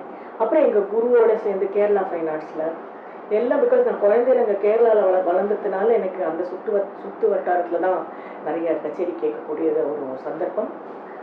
கேரளா ஃபைன் ஆர்ட்ஸில் வாசிச்சார். பை தென் ராஜாமணி மாமா அதுக்கு அடிக்கடி போய் பாடி ப்ராக்டிஸ் மாமா நிறைய கொடுப்பார். அது பாடு இதை பாடு நிறைய சொல்லி கொடுப்பார். ஸோ அந்த ஒரு பாக்கியம் கிடச்சிது. அப்போ மாமா சொன்னார், வா இன்னைக்கு அப்பா வாசிக்கிறார், எங்கள் குரு பாடினதுனால அன்னைக்கு கச்சேரி கேட்க போனேன். இதெல்லாம் அந்த மாதிரி நிறைய கச்சேரி ரேடியோவில் கேட்கறது, அப்புறம் எங்கள் அப்பா சொல்கிறது, நேரம் கச்சேரி கேட்குறது. அப்போ ரெக்கார்டிங் அதெல்லாம் ரொம்ப கிடையாது, கேட்டதில்லை. அப்போ எங்கள் குரு அதுக்கு யூஸ்வலாக சம்மருக்கு வரது உண்டு. அப்போ ஏப்ரல் மாதத்தில் ஹாலிடேஸ்க்காக அங்கே ஸ்கூலை முடிச்சுட்டு நான் வந்துட்டு இருந்தேன். அப்போ எங்கள் அப்பா டிக்கெட் புக் பண்ணிட்டார். அப்போ ராஜாமணி மாமா கூப்பிட்டு, ஸ்ரீனிவாசன் சௌமியா கொஞ்சம் அப்பா வர, அப்பா சௌமியா பாடுறத கேட்கட்டும், அவன் பாடட்டும் அப்பா முன்னாடி, அதுக்கப்புறம் ஊருக்கு போனால் போகிறோன்ட்டு. அப்போ எங்கள் அப்பா டாக்டர் ராமநாதன் கொஞ்சம் கால் பண்ணி, சார் இந்த மாதிரி நிச்சயம் அவசியம் அவரோட பிளெஸிங்ஸ் வாங்கிக்கணும், நிச்சயம் பாடிட்டு வரட்டும் அப்படின்னு சொல்லி டேட்டெல்லாம் டிக்கெட்லாம் மாற்றி புக் பண்ணியிருந்தேன் எனக்கு ட்ரெயினில் வரத்துக்கு கிளாஸுக்கு. அந்த ஒரு பெரிய பாக்கியம் என்ன சொல்கிறதுனா, இதுக்காரும் நான் கேட்டது, அதாவது அவருடைய லயத்தை பற்றின விஷயம், அவருடைய கருத்து, சங்கீதத்தை பற்றின அவருடைய ஒரு ஐடியாஸ், அவர் அமர்த்துறது ஒரு பாட்டை அமர்த்துறது, வெயிட் பண்ணி அதை அப்படியே எல்லாரும் ஜனங்கள் ஆவலாக வெயிட் பண்ணுறது, ஆஹா அவர் எப்படி ஆரம்பிக்க போகிறாருங்கிறதுலேருந்து அந்த இதெல்லாம் நிறைய கேட்டிருக்கோம். பட் அவர் மேடையில் பேசி அந்த ஒரு சந்தர்ப்பம் கேட்டேன். ஆனாலும் நேராக அவர் முன்னாடி உட்காரும்போது வடங்கிறது, எங்கள் அப்பா இதை பாடணும், அதை பாடலாமா, இதை பாடலாமா, இந்த தாளமா அந்த தாளமா. ஏன்னா imagine it's a lifetime opportunity to sing in front of a great person like that, and who was I, ரொம்ப ஒரு குட்டி little chokes of a girl, right? பயப்படாத பாடு அப்படின்னு ராஜாமணி மாமா வேற சொல்லி அவன் போனப்புறம் சரி இந்த பழனின்னு ஒரு பாட்டு பைரவியில் பெரியசாமி தோழனோடது, திசுர திருப்பூட்டை, ஏன்னா அப்பா சொன்னாங்க திசுர திருப்பூட்டில் பாடு. ஸோ அதெல்லாம் பிளான் பண்ணியிருந்தது. அவர் போன உடனே ஒரு வர்ணம் பாடு அப்படின்னு வர்ணம் பாடி முடிச்சிட்டோம். அவர் ஒன்றுமே சொல்லலை. ஒரு காட் மாதிரி ஒன்று உட்காந்துருந்தார். இப்படி சைடில் கையை அப்படி வச்சுன்னு இப்படி அப்படின்னு அவ்வளோதான் சொன்னார், தூரம் ஒன்றும் சொல்லலை. அதுக்கப்புறம் ஒரு சின்னதாக ஒரு ராகம் பாடி ஒரு பாட்டை பாடி ஒரு கிருதி பாடி அதில் ஒரு 2 இது நரவல் பாடி கொஞ்சம் சொன்ன பாடி பைரவி கொஞ்சோண்டு பாடிட்டு இந்த பாட்டு பழனி பழனி பாடு பழனி பழனி பதிவாழ் தெய்வ பழனி இந்த பாட்டை பாடுறேன். இதை பாடிட்டு இருக்கும்போது நடுவில் அந்த நிறவல் பாடுறச்சு இந்த விரலை போட்டுட்டேன். ஆதி தாளமாக போட்டு வந்துட்டேன். திஷ்ட திருப்பிட்டு எங்கள் அப்பா பார்க்க அப்படின்னு ஒரு சவுண்டு உருமுறாரு. அவர் ஷோ வாட்ட பிக் கிரைம்ங்கிற மாதிரி அப்பா கோச்சிருந்து ஷோ அப்படிங்கிறார். அது உடனே என்னாச்சு இப்போ அப்படின்னு அப்பா ஒன்றுமே சொல்லலை. இந்த வரி போட்டான்னு இந்த வரி போட்டான்னு லய சுத்தமாக இருக்கு, அதுதான் முக்கியம், நீ பாடு அப்படின்னாரு. ஒரு பக்கம் எனக்கு இன்னும் அந்த சின்ன வயசுல எஸ் அப்படிங்கிற மாதிரி இருந்தது. பட் அப்பா அப்பா பேசாமல் தட்ஸ் வாட் வி அண்டர்ஸ்டாண்ட். அதை பாடி முடிச்ச அப்புறம் அப்புறம் சொன்னார் அப்போ ராஜாமணி மாமா சொன்னார், மெட்ராஸ்க்கு போயிட்டு இருக்கா. மெட்ராஸ்க்கு இப்போ எதுக்கு போனோம், அங்கே போனால் அனாவசியங்கள் எல்லாம் வரும், அதெல்லாம் வேண்டாம். பாரு அங்கே போனால் எல்லாரும் கை தட்டுவா, அதை பார்த்து பிரமிச்சு போயிடாதே அப்படின்னார். அப்புறம் வீணை வாசிப்பா அப்படின்னு சொன்னார் ராஜாமணி மாமா. வீணையெல்லாம் ஆத்தோட இருக்கட்டும். அதாவது அந்த ஒரு லய விஷயமான விஷயம் அனாவசியமா ஒன்றும் சொல்லலை அவர். அப்படி ஆஹா வாட் அமேசிங் அந்த மாதிரிலாம் ஒண்ணுமே எல்லாம் கிடையாது. நன்னா பாடின குழந்தை அந்த மாதிரிலாம் அந்த விஷயம் அவர் சொன்னது. இப்ப எல்லாம் இருக்கு, இப்ப எல்லாம் நல்ல அம்சங்கள் எல்லாம் இருக்கு, அங்க போனா அனாவசியங்கள் வரும். that was a big blessing. அதாவது இருக்கு, யூ ஹாவ் த பொட்டென்ஷியல், நீ மெருகேறணும், அதுக்கு உழைக்கணும், நீ பண்ணணும் அப்படிங்கிற பெரிய பிளெஸ்ஸிங் அது. அண்ட் அந்த லயத்தை பற்றி அவர் சொன்னதெல்லாம் நான் இன்னைக்கு அவர் சொன்னார் மேடையில் சொன்னதை கேட்டிருக்கேனே தவிர அவரே சொன்னார் லயம்ங்கிறது வேற, அந்த தாளம்ங்கிறது வேற. அதுக்காக தப்பு போடணுங்கிறதுல பட் இட்ஸ் ஓகே. நம்ம அந்த லய கண்ட்ரோல் கால பிரமாணம் இதெல்லாம் தான் முக்கியம் அப்படிங்கிறது such a blessing. But that was 1981 நான் அவருக்கு பாடினது. அதுக்கப்புறம் மெட்ராஸ்க்கு வந்தேன். அண்ட் தட் இயர் மேல ஹி பாஸ்ட் அவே. இன்ஃபேக்ட் அப்பா ஹேட் ஈவன் இன்னும் பிளெஸ்ஸிங்ஸ். அவர் கடைசியில் போய் பார்த்து கடைசி போதெல்லாம் கூட ராஜாமணி மாமா கூட எங்கள் அப்பா இருந்தார். But it's such a blessing. அவ்வளோ பெரிய ஒரு மகா சாக்ஷாத் நந்தி அவருக்கு முன்னாடியே பாட முடிஞ்சது, அவரோட பிளெஸ்ஸிங்ஸ் கிடைச்சதுன்னா நத்திங் லைக் இட். நான் வேற என்ன சொல்றது. அவர் வாசிப்பை பற்றி பேசுறதுக்கு ரொம்ப ஒரு ரசிகையாக சொல்லலாம், ஒரு ஸ்டூடெண்ட்டாக சொல்லலாம். அப்படியே அட்மிரேஷனோட உட்காந்து அவ்வளோ கேட்டது உண்டு. அண்ட் ஆஸ் அ பர்சன் அப்புறமா அவரோட சங்கீத கலாநிதி வாங்கின வருஷம் அவரோட ஸ்பீச் கூட படித்தேன். ரொம்ப இம்பேக்ட்ஃபுல் அது. ரொம்ப it made a big created a big impact on me. அதாவது நம்ம கச்சேரி நடக்கலை நம்ம சொல்லிட்டு இருக்கோம், எல்லாரும் பல பேர் சொல்றாங்க. அது ஏன் நடக்கலைன்னு மற்றவங்க சொல்றதுக்கு முன்னாடி நம்ம என்ன இம்ப்ரூவ் பண்ணிக்கணும், நம்ம எந்த விதத்துல அதுக்கு உழைக்கணும் அப்படிங்கிறத நம்ம பார்க்கணும் அப்படிங்கிறத சொல்லியிருக்காரு. எவ்வளவு முக்கியமான விஷயம் அது. அவளை பார்த்து இது சரியில்லை லொட்டு லொஸ்க்குன்னு சொல்றதுக்கு பதிலாக எவ்வளோ important thing we also keep saying right, when you point a finger at somebody else 3 fingers point at youங்கிற மாதிரி அதை அழகாக சொல்லிட்டார். அதை பியூட்டிஃபுல்லாக. ஸோ 2 வாரத்தை பேசினாலும் பட்டு கத்திரிச்சா மாதிரி நறுக்கு தெரிச்சா மாதிரி அவ்வளோ சத்தோட விஷயங்கள் சொன்னவர் அவர். அப்படி வாசிக்கவும் வாசிச்சார். His personality was reflected also in his playing. சும்மா அனாவசியங்கள்லாம் இல்லாமல் அது எப்படி அதை என்ஹான்ஸ் பண்ணிட்டு போகிறது. எங்கள் குருவோட நிறைய பிரகலாத பக்தி விஜயம், அந்த ஏரணாசாமி பகவானும் எல்லாருக்கும் தெரிஞ்ச விஷயம் அது. எப்படி ஒரு தடவை அவர் வாசிச்சாருன்னா அது அப்படியே மேக் ஹிஸ் ஓன். அது எங்கள் குரு நிறைய சொல்லியிருக்காரு. ஒரு சும்மா அந்த மாதிரி ஒரு தடவை பாடிட்டு அடுத்த தடவை பாடுச்சு எங்கள் குரு பாடுச்சு, அதை கொஞ்சம் கார்வையை மாற்றி பாடினோடனே இவர் பார்த்துட்டு ஓஹோ கொஞ்சம் கார்வையை மாற்றினாலோ அப்படின்னு சொன்னாராம். இது எங்கள் குரு சொல்லுவார். இந்த மாதிரி ஒரு ஒரு பாட்டுக்கு நிர்வகிச்சு வாசிக்கிறது, மனோதர்மத்துக்கு வாசிக்கிறது, இதெல்லாம் அப்படியே நம்ம கேட்டுட்டே இருக்கலாம். எத்தனையோ கேட்டிருக்கோம், நிறைய பேர் கேட்டிருப்பேன். பட் எனக்கு அது ஒரு பர்சனல் அனுபவம். எனக்கு சொல்லி மாலை பிளெஸ்ஸிங். போன ஜென்மாவில் எத்தனை ஜென்மாக்களில் பண்ண புண்ணியமோ தெரியல, இந்த மாதிரி பெரிய blessing. Thank you so much to Rajamani மாமான்னு சொல்லணும். because illana I wouldn't have had this opportunity to see and get his direct blessings. Thank you for this opportunity to relive this moment. எனக்கு ஏன்னா இதெல்லாம் சொல்லுவாங்க, இந்த பல பெரியவாளை பற்றி பேசுகிறதோ அவளை பற்றி நினைக்கிறதோ அந்த அவளுடைய பேரை உச்சரிக்கிறதோ எல்லாம் பகவானுடைய நாமத்தை உச்சரிக்கிறச்சே நாக்கு திதிக்கிறதும் வாழ அந்த மாதிரி அதுவே புண்ணியம். Thank you so much. நமஸ்காரம். அந்த பெரிய மகானுக்கு என்னுடைய அனந்த கோடி நமஸ்காரம்.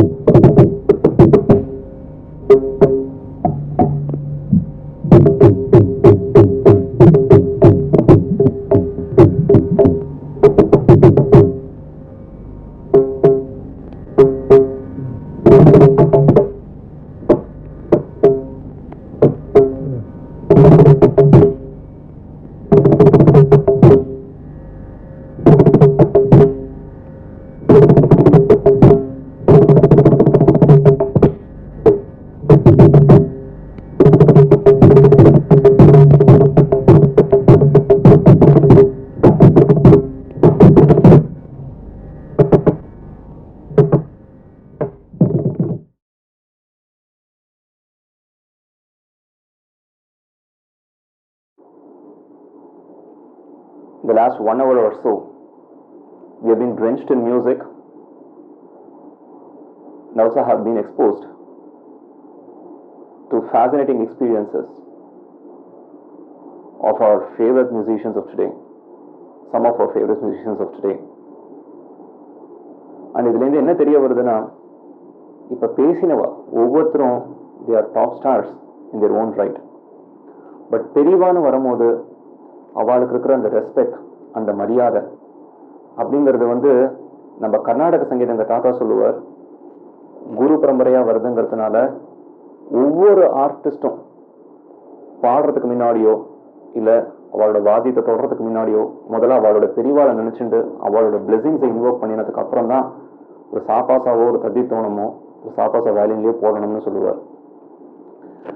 அது வந்து அவர் சொன்னதை வந்து we have just seen it as an exemplification. இவ ஒவ்வொருத்தர் பேசும் போதும் அவளுக்கு இருந்த அந்த deep respect for the art and the artist, அதை வந்து நம்ம எல்லாருமே கற்றுக்க வேண்டிய விஷயம் for each and every artist. And I'm pretty sure எங்கள் தாத்தா ரொம்ப பெருமைப்பட்டிருப்பார் இவ வந்து பெரியவாளுக்கு கொடுக்குற மரியாதை அதை பார்த்து. ஏன்னா அதுதான் எங்கள் தாத்தா திருப்பி திருப்பி சொல்லிட்டு இருந்தது. அந்த விதத்தில் I'm extremely grateful to each one of them in no specific order. Shrimati Sudha amma, Shrimati Aruna amma, Shri Unnikrishnan, Shri எனர்ஜி அண்ணா, ஸ்ரீ விஜய் சிவா, ஸ்ரீமதி சௌமியா, இவ எல்லாரும் கேட்ட உடனே வந்து ரொம்ப ஹெசிடேட்லாம் பண்ணாமல், ஏன்னா இவாளுக்கு இவளோட எத்தனையோ வேலை இருந்துருக்கு அண்ட் எத்தனையோ projects they have been involved in this during this lockdown time. அதெல்லாத்தையும் பெருசாக பொருட்படுத்தாமல் அந்த தாத்தாவோட பேர் கேட்ட உடனே அவ்வளோ சப்போர்ட்டிவாக என்கரேஜிங்காக தேவர் லைக் நான் அவளுக்கும் they didn't have a very favorable timeline too. I mean I have to admit that. அது இல்லாதிக்கும் despite that அவள் இவ்வளோ தூரம் பண்ணியிருக்கானா அவள் பெரியவா மேலே வச்சிருக்கிற மரியாதை மேபி என் மேலே வச்சுருக்கிற ஆசை இது ரெண்டுத்தையும் காட்டுறது. I'm extremely thankful and I feel blessed. At this point in time, I'd also like to thank all my disciples, specifically Kumari Lavanya, Srimati Rasika Murali, Sri Shivakumar Santana Krishnan, and the video editor Kumari Anaga from Bangalore, who also did not have a very favorable deadline, but still she just pulled it off. Thanks to her. I would also like to thank the Rasikas, not only for this program or for this PMI stories in general, but for whatever endeavor I have been undertaking with regards to music, specifically relating to the past artists. Your support, encouragement has been a real stimulus, to say the least. And needless to say, எல்லாம் எங்க அப்பா and Guru Sri Rajaram அவரோட blessingsனால தான். Not only the music that he started from Sapasa teaching me till today, whatever title that I get, அதெல்லாம் தவிர the values around music and அந்த பெரியவாளுக்கு கொடுக்க வேண்டிய மரியாதை அவனால தான் இன்னைக்கு நம்மளாம் இருக்கும் அப்படிங்கிறதெல்லாம் வந்து எங்கள் அப்பா சொல்லி கொடுக்கலன்னா வந்து எனக்கு இன்னும் மேபி ரொம்ப வருஷம் கழிச்சு புரிஞ்சுக்குமா இருக்கும். ரொம்ப சின்ன வயசுலேருந்து இது எவ்வளோ முக்கியம். எங்கள் தாத்தா எவ்வளோ வந்து அதை பற்றி சொல்லியிருக்கார். நம்ம வாத்தியத்தை எடுத்து ஒரு ததித்தோணம் போடுறதுக்கு முன்னாடியோ ஒரு சாப்பாசா சொல்கிறதுக்கு முன்னாடியோ we have to invoke the blessings of our predecessors and gurus, அவளோட குருஸ் அப்படின்னு சொல்கிறத வந்து எவ்வளோ அழகாக என்கிட்டையும் சொல்லி அண்ட் என்னோட டிசைபிள்ஸ் கிட்டையும் சொல்லணுங்கிறதையும் சொல்லி, so it is the entire ecosystem that he has created. So I am so blessed for that. Hopefully இந்த ஆர்டிஸ்ட்லாம் சொல்ல மாதிரியும் உங்களோட விஷக்கும் ஏற்ற மாதிரியும் அடுத்த சமயம் 110th anniversary, let's make it even grander by making it an in-person event. எல்லாருக்கும் நமஸ்காரம்.